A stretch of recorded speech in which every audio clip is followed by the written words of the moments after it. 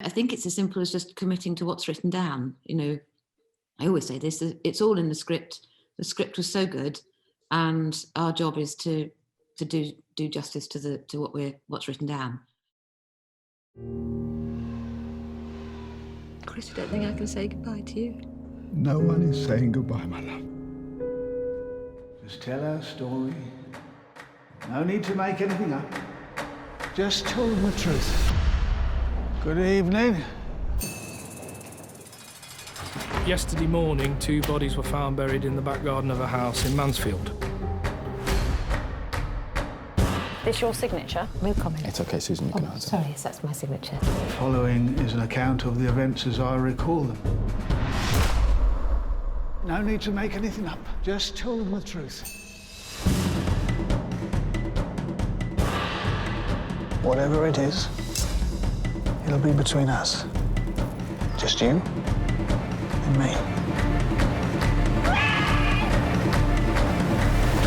Just tell them the truth.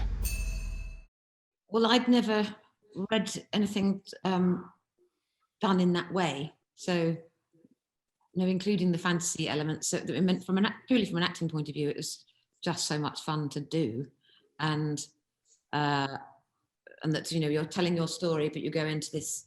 Well, as Will sort of created this red and green place. So Ed had written it, and then Will's visual genius took us into it. And I remember Ed saying, "Is it weird to talk to the police and in the same scene is that?" And I went, "No, it's great. That's, you know, he's very good at writing for actors." And so I just thought it'd be a challenge and quite fun. I don't think when I read it, I knew it was true. I can't remember, but when I found out it was, and that actually the strangest parts of the story are the truest parts of the story. And then just I just thought it was the best thing I'd read for years. It was just an incredible piece of writing, wonderful script. And then the idea of playing this character, which is sort of like playing several characters really, because you're playing in these different genres in the different time frames. You know, we're not dealing with just flashbacks, we're dealing with different fantastical sequences, almost hallucinatory transcendental sequences. We're playing in the European cinema, the Hollywood cinema, we're playing cowboys but in England, and we're playing ourselves at different ages. So it was just something that doesn't come along very often in a career. So for me, it was, you know, I mean, I didn't have to think for a millisecond about it. I just thought this is something I'm passionate to do. And then getting the part it's just been a dream come true, you know, and just the completion of it, and even just seeing it all fully completed in the past few days, it's been a dream. I mean, when we first were brought the scripts at Sister, you know, it was about it's such an interesting, fresh, original, exciting take on the true crime genre. You know, I loved, like Will had said earlier, how the procedure sort of sits right down in the mix, and it's all just about the characters at the heart of it, and the love story, and how funny it was as well. That was really important, how that sort of came to life as well.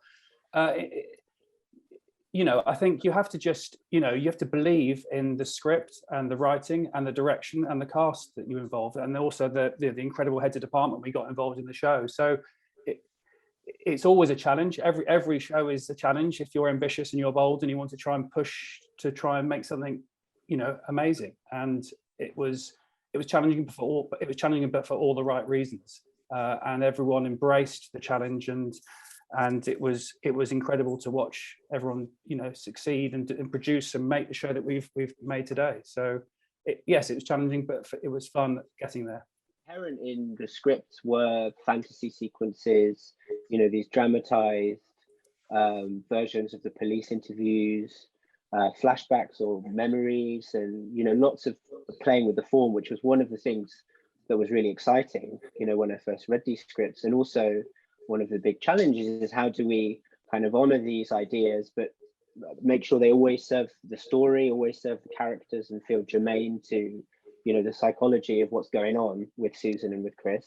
And also, I guess, you know, the biggest part of it, I guess, arguably, is when we start to prep this with the heads of department, find a visual language for it, and find a way to sort of massage this all into a cohesive aesthetic, if you like. Really striking was the first time I met Daryl Ennis Gale, who's the real life Douglas.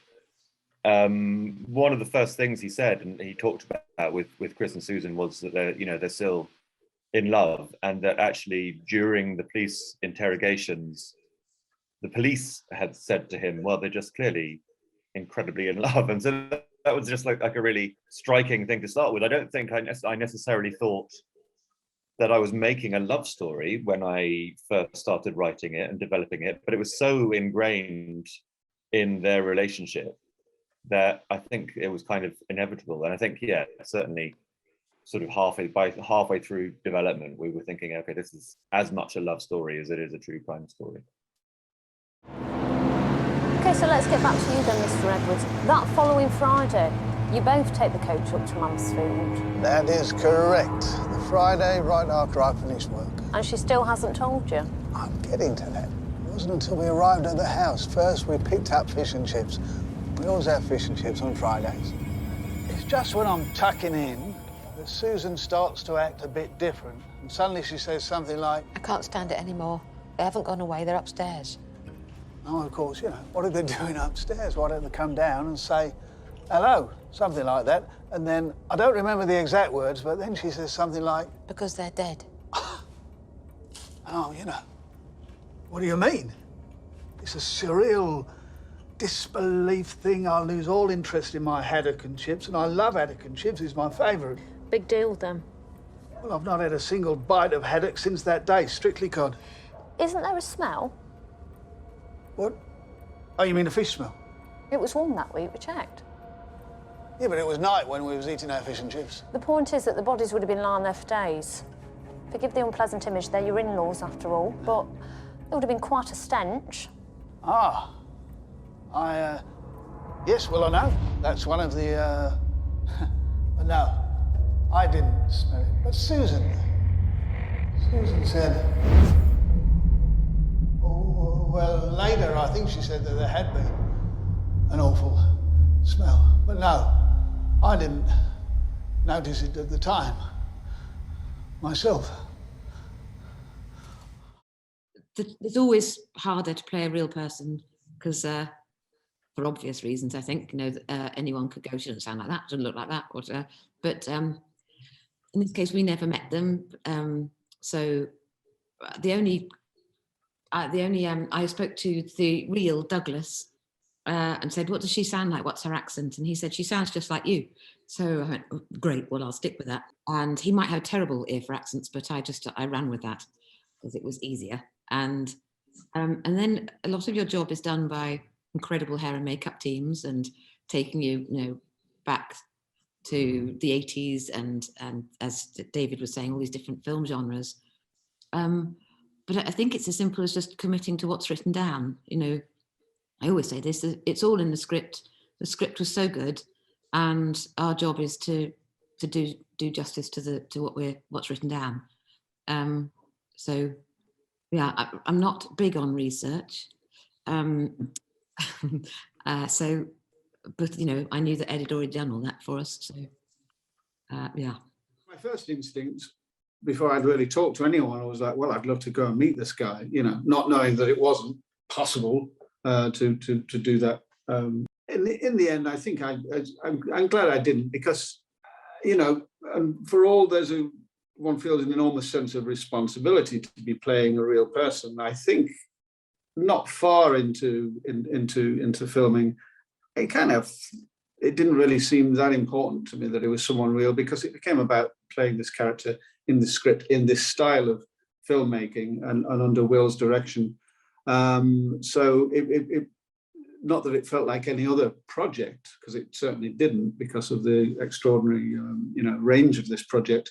But I wasn't constantly dwelling on, oh, this is a real man I'm playing, because of these leaps of fantasy, and it wasn't cumbersome to go, I must get this right. There's always a question mark of how we were going to make it into feel like one cohesive piece of work. But then, with Will's vision and the way that he saw the character and the stories, and the way that he wanted to tell that story, and then taking the heads of department, the brilliant heads of department along with him, we as producers just have to trust in the filmmaking process and the talent involved, the cast, the direction, all of the heads of department, the music, all of the elements work together to create this cohesive feeling. And there's always going to be risk, but you just have to believe in the creative and believe in the story and believe in the people involved. So risk, yes, but risk worth taking. And at the end of, it's you believe in it. You have to believe in it for it to succeed, I think. I did find it quite scary on occasion, but like Krista, I felt, for example, when we walk from the police set to the set of the Mansfield house, like in that instance, it felt like, you interrogate in the prep process and in the development of the scripts, you interrogate everything with such intensity. And it really felt like this is a moment where Susan's rehearsed version of events that she herself perhaps even has come to believe in is being completely dismantled by the police. And it's in a way also being dismantled by us, the audience at home. And so it felt like, is this an effective and enjoyable way to kind of share in the terror, the horror of that? And it felt like it could work, but I would be lying if I said it wasn't also quite a scary thing to try and do. Yeah.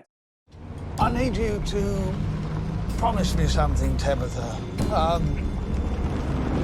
You see, I've done something rather silly, and it might sound bad, might sound very bad even, but it's not what it seems. Not at all. It's not what it seems, and just needs a little bit of clearing up, that's all. So that's why I need you to promise me. I need you to promise me that you won't tell the police. There you go. Can you promise me that, Tabitha? Because I can't let Susan down. Do you understand? She's very fragile. Yes. Just tell me what you need, Christopher.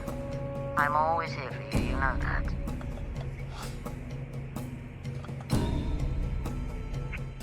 I remember when I first read it, thinking it was very funny when I read the 4 episodes, thinking, oh, this is kind of naughtily funny and made me laugh more than it perhaps should, given the subject matter. And then I remember we did a first read-through of it on like this. We did it because it was lockdown, we did it on Zoom. And as we read it all out, I remember thinking, actually, the character I'm playing actually isn't very funny at all. He's not got many laughs, and I realised a lot of the laughter was coming from elsewhere, and I got a little paranoid at first, thinking, oh, it's just not funny. Everyone's doing it much better. And then I realised actually the comedy isn't so much from Olivia and myself, our characters, Susan and Chris, and that it's elsewhere, and it's in the texture of the whole thing. And then when we actually came to play it, it was a matter of, like anything else, just trying to find the truth in the characters and dealing with it scene by scene, and looking at what we're doing that day. But because we're in different ages, approaching it as you might approach anything else. So therefore, I stopped worrying about the comedy. Therefore, I also stopped worrying about the initial question of, are you worried about making it too empathetic, too sympathetic when you're playing characters who are culpable in this way? No, I think that was the whole point of it. And as Ed says, that the abuse of her as a child at the hands of her father is not something to be pushed aside, I think. And it does make her a sympathetic character. And I think one of the skills of storytelling, if you can change people's, or as we said earlier, it's quite black and white. Their murder is bad, but to change someone's view by just doing it in a different way, that's part of the skill, and that's part of the joy of storytelling. And I wanted her to be empathetic and sympathetic, and so I'm pleased you think that.